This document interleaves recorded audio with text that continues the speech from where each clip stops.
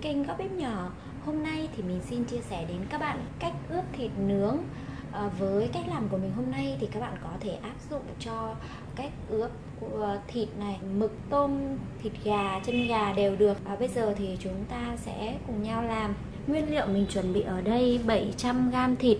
Mình sử dụng thịt nạc vai và thịt ba chỉ.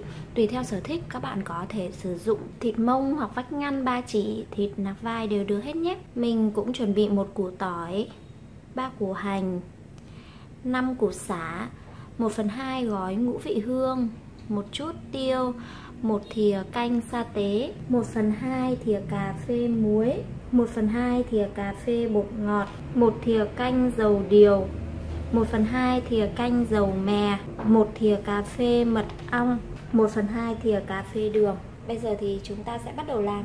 Đầu tiên thịt mua về thì các bạn làm sạch lại với muối và giấm nhé. Sau đấy các bạn thái thịt ra. Tùy theo là các bạn nướng tại bàn hay là các bạn nướng xiên mà các bạn thái tùy thích nhé. Nếu nướng tại bàn thì các bạn có thể thái mỏng, và nếu nướng xiên thì các bạn có thể thái con chì. Hôm nay mình sẽ nướng xiên nên là mình sẽ thái con chì. Mình sẽ thái thịt ra thành các cái miếng vuông nhỏ.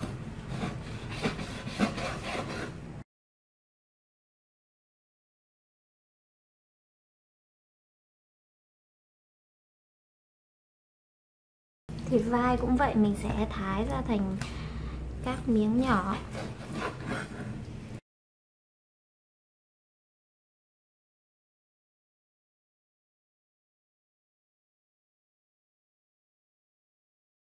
Và đây là thịt của mình sau khi thái xong. Đối với hành, tỏi và sả, các bạn bóc vỏ, sau đấy rửa sạch.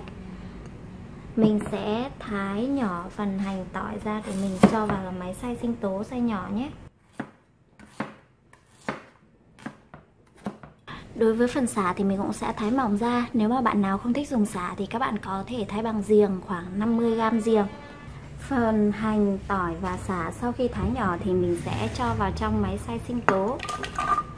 Mình sẽ cho vào cùng 100ml nước và mình sẽ xay nhỏ ra. Sau khi xay nhỏ thì mình sẽ lọc qua một cái rây để thu được phần nước cốt. Và đây là phần nước cốt mình thu được. Mình sẽ chỉ sử dụng 50ml thôi. Và bây giờ chúng ta chỉ cần ướp thịt nữa thôi là công việc của chúng ta đã hoàn thành rồi. Mình sẽ cho hết thịt vào trong một cái âu lớn. Sau đó mình sẽ cho tất cả các nguyên liệu mình đã chuẩn bị sẵn vào.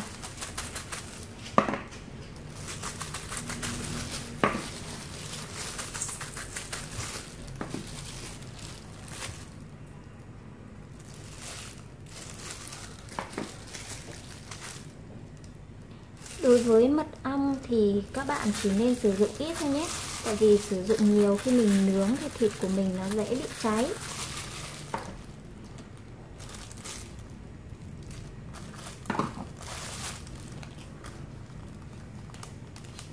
Ngũ vị hương mình sẽ chỉ sử dụng 1/2 gói thôi. Mình sẽ sử dụng 1 thìa canh sa tế nhé.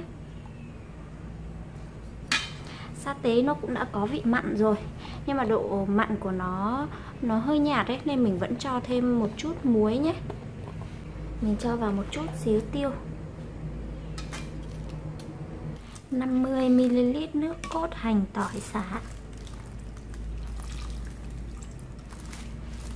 Và bây giờ mình chỉ việc trộn đều.